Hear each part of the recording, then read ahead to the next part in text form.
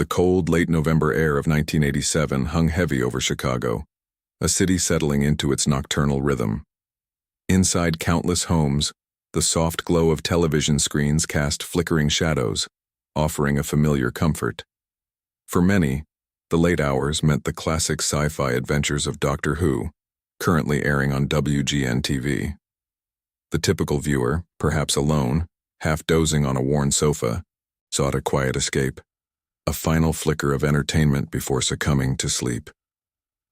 The broadcast was mundane, predictable, a gentle hum in the background of their lives. There might have been the occasional brief flicker, a whisper of static, easily dismissed as a fleeting cable anomaly or an aging television set. No one suspected the airwaves themselves were about to be violently torn open. Suddenly, without warning, the screen convulsed. The familiar image of the TARDIS and the Doctor distorted into a swirling vortex of static and fractured colors. The audio, moments before filled with the iconic theme music, evaporated into a chilling electronic shriek. Confusion rippled through the scattered viewers. Annoyance, perhaps, at a technical glitch interrupting their beloved program. Then through the chaos, a figure materialized. Their head, grotesquely oversized, was encased in a Max Headroom mask. The angular, digitized face of the popular AI character rendered disturbingly real. The voice that followed was equally jarring, a garbled imitation of Max Headroom's stuttering synthetic delivery, but imbued with a sinister, almost mocking quality. The figure's movements were erratic, jerky, as if a puppet controlled by an unseen, malevolent hand.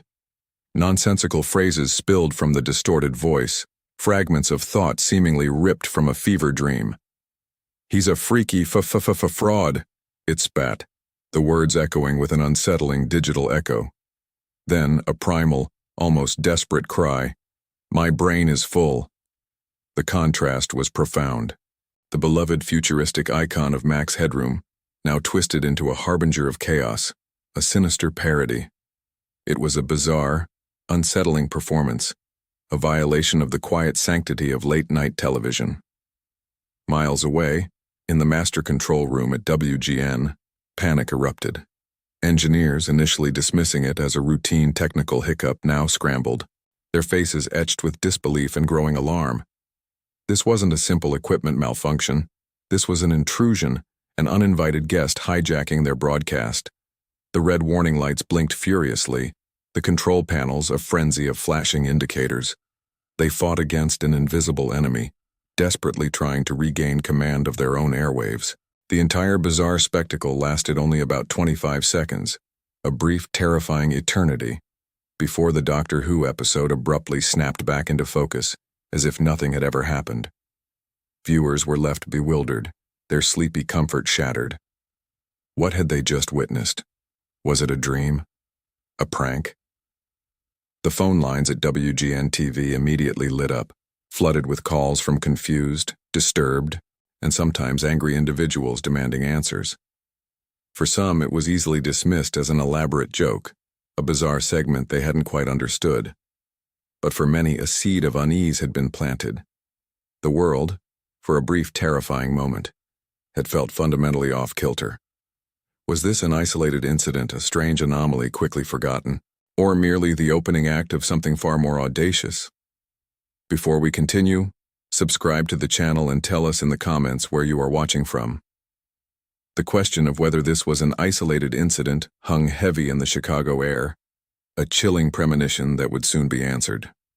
Just a few hours later, the unsettling silence was shattered once more, this time on a different channel. On PBS affiliate WTTW-11, viewers were engrossed in an episode of Mystery, a program known for its sophisticated narratives, when the familiar disruption struck again. The screen fractured, the audio dissolved into electronic static, and there, once more, was the Max Headroom mask figure, its angular digital face a grotesque beacon of defiance. For those who had witnessed the WGN-TV hijacking, the recognition was immediate, a cold dread washing over them. Station personnel at WTTW-11, now alerted by the earlier incident, reacted with a frantic urgency. understanding instantly the gravity of the situation unfolding live on their airwaves. This second appearance was even more brazen, more provocative. The Max Headroom masked figure, its jerky movements now seeming almost purposeful, held aloft a can of Pepsi.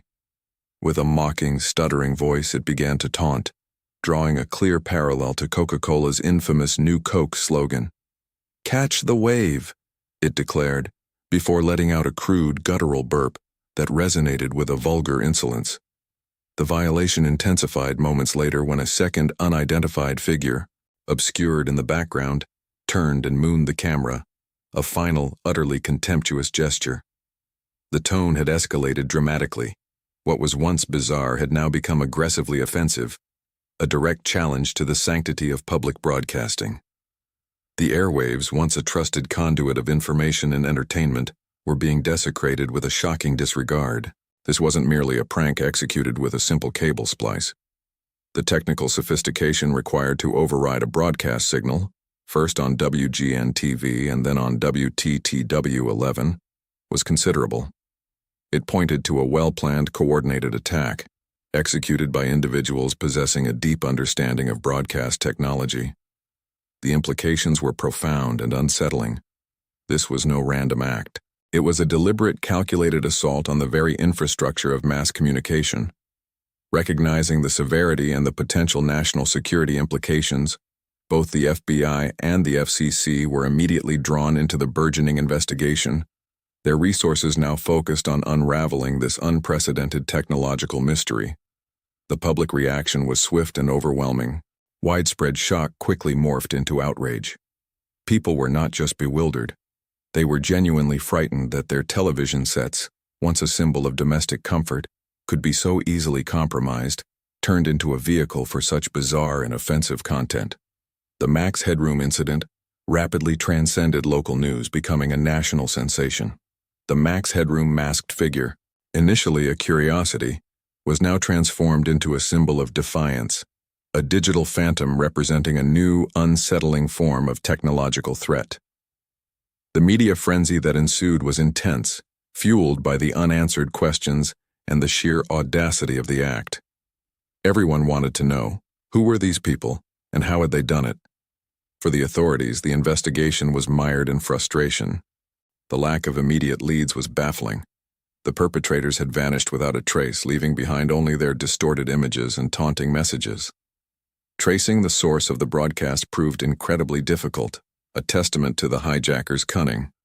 The public pressure to identify and apprehend those responsible mounted daily, but the FBI and FCC found themselves up against an invisible enemy, one that had exploited a fundamental vulnerability in the nation's broadcasting system. Despite intense investigations and countless man-hours, the perpetrators remained elusive. The Max Headroom masked figure and its accomplice had vanished into the digital ether, leaving behind a profound mystery and a chilling, enduring legacy that would haunt the airwaves for decades to come, a testament to an audacious act of technological rebellion. Decades later, the identities of the audacious hijackers remained shrouded in mystery, an enduring enigma that continued to captivate and perplex. The case files, once buzzing with activity, had long since grown cold. Yet the fascination with the Max Headroom incident persisted, refusing to fade into obscurity. Theories abounded, swirling like digital whispers through the annals of internet forums and late-night discussions. Were they disgruntled television employees seeking revenge or notoriety? Perhaps tech-savvy pranksters driven by a mischievous desire to expose vulnerabilities or simply to create chaos. Some even posited a political statement, a cryptic message encoded within the bizarre broadcast, though no clear motive ever emerged to support such claims. The very absence of a discernible motive only deepened the unsettling nature of the act, making it all the more chilling and unforgettable. The incident served as a stark and undeniable wake-up call for the broadcast industry, highlighting profound vulnerabilities in their systems that had previously gone largely unnoticed. In its immediate aftermath, the Max Headroom hijackings spurred a significant reevaluation of security measures and protocols across television stations nationwide. It became a pivotal moment. forcing broadcasters to confront the potential for sophisticated digital interference and to invest in more robust defenses against such intrusions. The subsequent shift from analog to digital broadcasting, while driven by numerous factors, also inadvertently created a more secure environment, making the kind of broad-scale signal override seen in 1987 far more difficult, if not impossible, to achieve with similar methods today. The incident, therefore, inadvertently became a catalyst for technological advancement and enhanced security within the television landscape. Beyond its immediate impact on broadcast security, the Max Headroom incident quickly cemented its place in pop culture. Evolving from a bizarre news story into a modern urban legend, it was referenced in television shows, its unsettling imagery appearing in films, and its strange narrative even finding its way into music, a testament to its pervasive influence. The Max Headroom masked figure, with its distorted voice and jerky movements, transformed into an iconic symbol of hacker culture and digital rebellion, a ghostly harbinger of the internet age before the internet truly took hold. It embodied the anonymous, subversive spirit of those who sought to challenge established norms and exploit the hidden weaknesses of powerful systems. The human element of the unknown continued to fuel the enduring questions that surrounded the event. Who were they? These shadowy figures who so audaciously commandeered the airwaves. Why did they choose that particular persona, that specific message, that exact moment? What became of them in the years that followed? Did they ever reflect on their infamous act? Or did they simply melt back into the anonymity from which they emerged? The psychological effect of such an unsolved, audacious crime resonated deeply, tapping into a primal fear of the anonymous, the unseen forces that can disrupt our ordered world. It was a potent reminder of the inherent vulnerability in a connected society, where a single, unidentifiable entity could briefly seize control of a powerful medium. The broadcast hijacking stands as a powerful, unsettling reminder of the fragility of our perceived control over technology. For a brief, unforgettable moment, the lines between reality and simulation blurred, as a digital phantom stepped out of the screen and into the collective consciousness of a nation. The Max Headroom incident, a bizarre, unsettling, and ultimately unsolved chapter in television history, concludes not with answers, for none were ever truly found, but with the profound understanding that some mysteries are destined to remain, forever haunting the airwaves they once so audaciously commandeered. It is a story that continues to resonate, a chilling whisper from the past, reminding us that even in our most technologically advanced moments, the unexpected and the unexplained can always break through.